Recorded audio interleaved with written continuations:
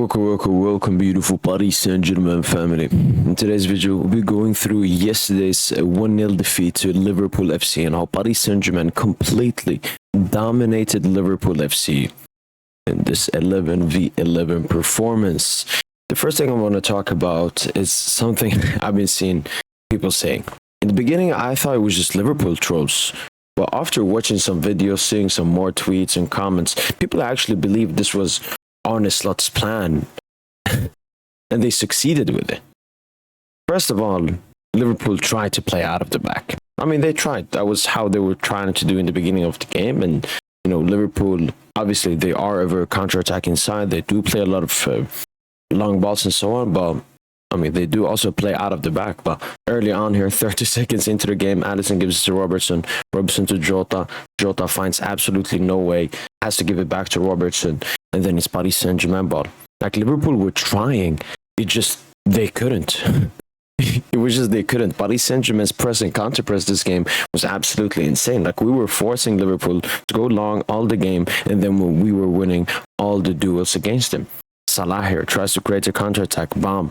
Blocked. Salah once again. Bomb. Blocked. And you have to think about it. Liverpool are one of the best, if not the best counter-attacking side in the world. And we made them completely clueless. Completely clueless. I think the game or the tactic heading into this game was maybe submit a little bit of position to Paris Saint Germain. They're at the back, and there are obviously a position side that wants to have the ball. But let's counter. But that didn't work for Liverpool this entire game. Here, Paris Saint Germain lose out on the ball. Luis Diaz goes past Hakimi.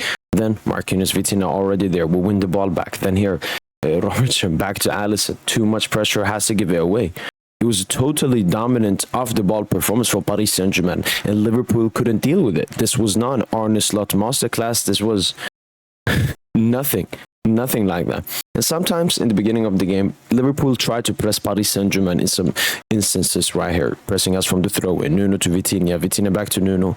Nuno just breezes past Szoboszlai, puts a great ball to Khvicha Kvaratskhelia. And when Paris Saint Germain were doing the pressing and moving out of Liverpool press so well early on, the Liverpool players gave up.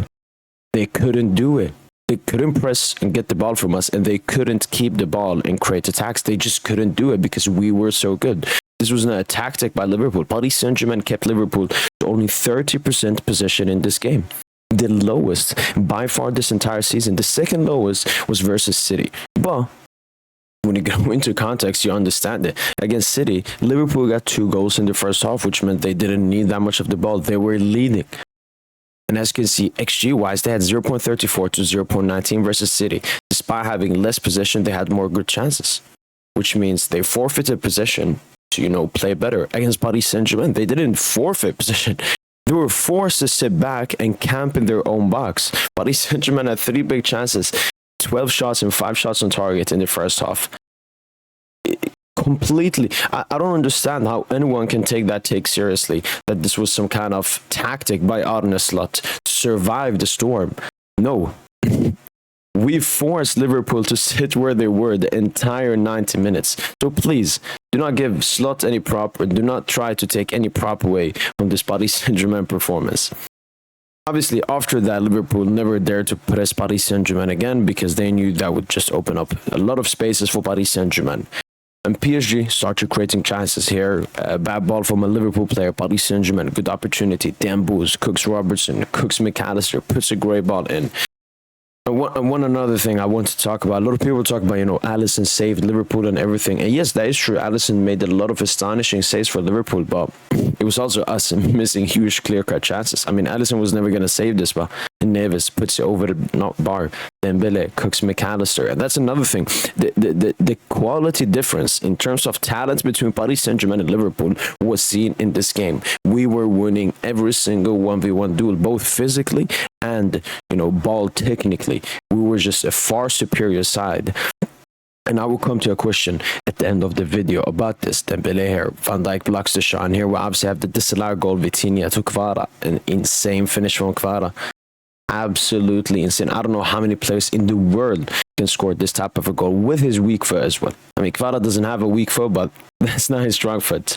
Obviously, offside, very marginal, but it is offside. We move on. Pacho here, and as you can see, this is one of the issues when you're playing a high line and don't press. Pacho has all the space here. Bakolo makes a great run. We've already talked about this so many times. How was this not a red card for Konate? Is absolutely embarrassing. You can see from all angles, it's a clear push from behind, no shoulder to shoulder, but unfortunately, the VAR room and the referee didn't want to give us give it in favor of Paris Saint Germain, which is extremely sad. Barcola here cooks Trent, gives this great opportunity to Dembouz. Dembouz needs to do better. I expect him to score, but Alisson makes an astonishing save. Barcola can't score this one, and then skies this one. And you can already see, yes, Alisson is making good saves, but Liverpool are a bit fortunate. Again, I don't like to use the word fortunate to deserve all of this, but Liverpool are fortunate that they're not down. Because they're not down, not because they're defending well. No, Paris Saint Germain are creating clear-cut chances right in front of them. Second of all, it's us missing the opportunities we should be scoring. This was honestly a great save from Alisson. Kvicha Kvaratskhelia cooks 3 players like they're not there, and Alisson makes an astonishing save. That's an insane save. And looking at the halftime stats, Paris Saint Germain, 12 shots, 5 shots on target, 3 big chances, 1.39 expected goals. And you can see a lot of great chances, a lot of great opportunities inside of the box. That did not unfortunately happen in the second half. That's something negative we have to talk about Paris Saint Germain. That obviously we came out in the second half, we still dominated and controlled the game. But in terms of chance creation, that really wasn't there. We had 15 shots, 5 shots on target, just as the same as in the first half. But as you can see, most of the shots were from outside of the box. A lot of hero ball, not a single big chance, and only 0.39 expected goals.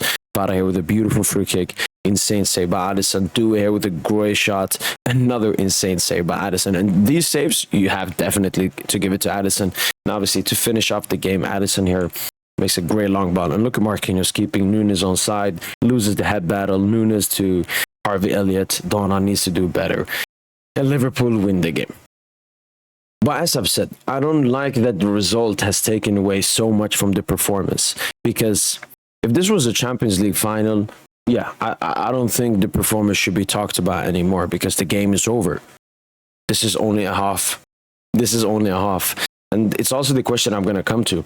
Liverpool had 0.27 XG and 30%. This is the lowest XG they've had this entire season and the lowest possession they've had this entire season. But yeah, of course, this was Arne Slot masterclass. This is exactly what he wanted. He wanted to get absolutely penetrated at the back. This was a choice by him.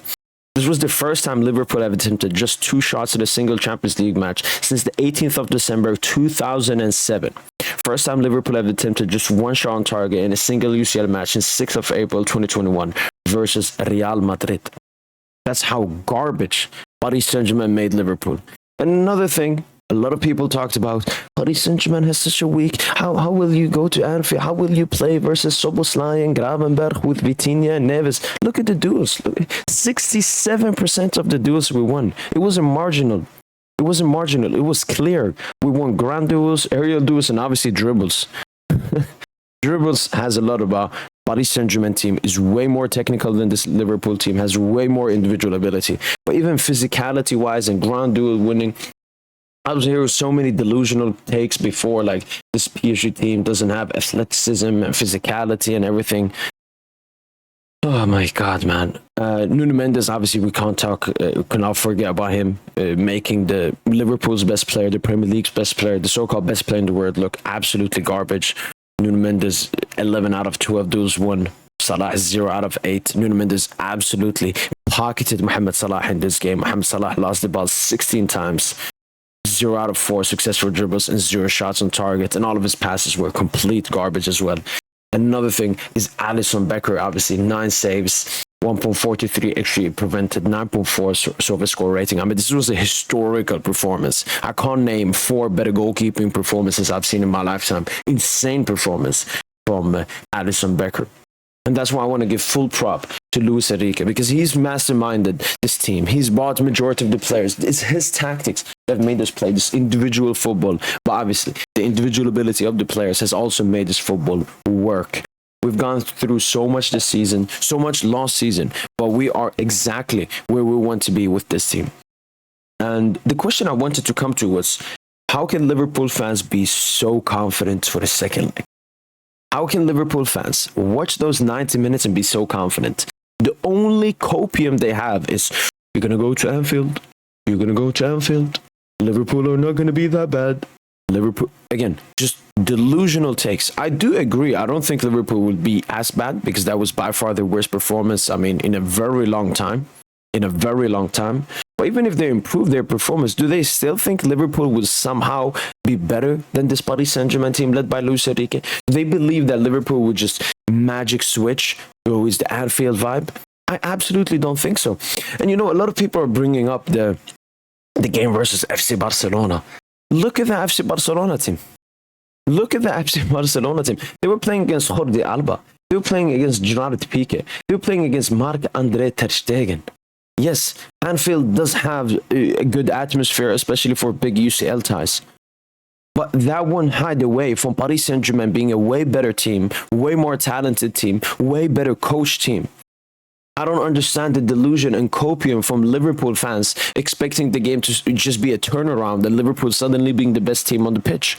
I genuinely do not understand that. How can you watch 90 minutes of football, 27 shots to 2 shots, 70% possession to 30% possession, and still go away thinking, no, it was a tactical masterclass. We got the goal at the end.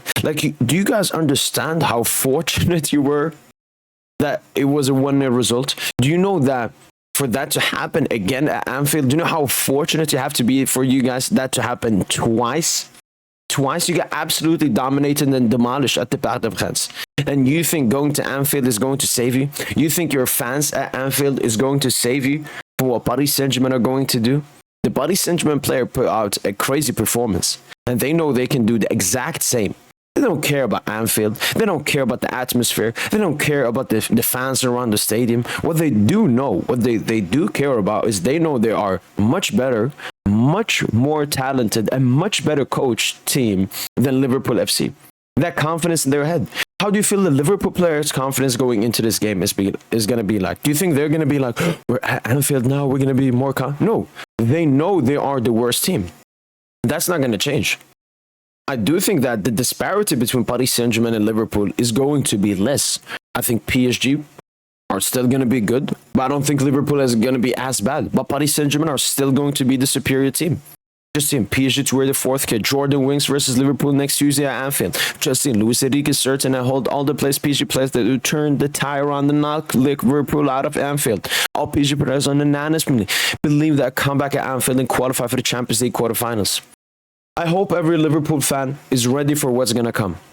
Am I saying there's a certainty that Paris Saint Germain will go through and win? Absolutely no.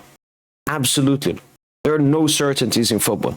Do I believe it's somewhat of an uphill battle? 100%. We're going to an away field, 1-0 down, having to score at least 1 to equal the game, having to score at least 2. And we struggled heavily we didn't score a single goal in the first game. But I genuinely do not understand how Liverpool fans can be so confident. It's either confidence or it's copium. Because I hope you're ready for part 2. Because every single Paris Saint Germain fan is ready for part 2. Every single PSG player is ready for part 2. And I don't think any single Liverpool player or Liverpool fan is ready for part 2. Liverpool will either sit back and defend that they did and hope that Paris Saint Germain do not score their chances. And hope that Alisson has a similar kind of performance in that game. Hope, faith, that's the words I'm using. Because if we're looking at this from a logical, intellectual perspective, Paris Saint-Germain will once again go and dominate Liverpool. And the only thing that can keep Liverpool alive is Paris Saint-Germain not taking their chances. Because we will create chances. If Liverpool wants to make this into an open game, so they get more chances, well, Paris Saint-Germain are going to get even more chances and even more dangerous chances. You don't want to take the risk playing this Paris Saint-Germain team. 1 goal ahead will not save you. This is not a comeback for Paris Saint-Germain. We will treat this as a final. And if we had a Champions League final versus Liverpool at Anfield, we would still win it. That's been it from your boy PSGINT. Hopefully every single Paris Saint-Germain is confident and believes what this team will do Tuesday next week. And hopefully every Liverpool fan thinks logically, thinks rationally about the battle that's going to take place on Tuesday at Anfield. Do I believe Liverpool can go through? 100%. There's a big likelihood Liverpool can go through in this game. but there's a very big likelihood Paris Saint Germain can go through. All of these generic NPC takes, oh, it's Anfield, you're not going to win at Anfield, it's not going to save you. It's not going to save you. Because when I see this team, I see a team that is the best team in the world, both how they play football and the overall talent in this team. And they know they can win the Champions League. They know they want to win the Champions League. And Liverpool is just a team stopping us from it. Nothing more special than that. That's been it from my boy PSGINT. And as usual, allez Paris.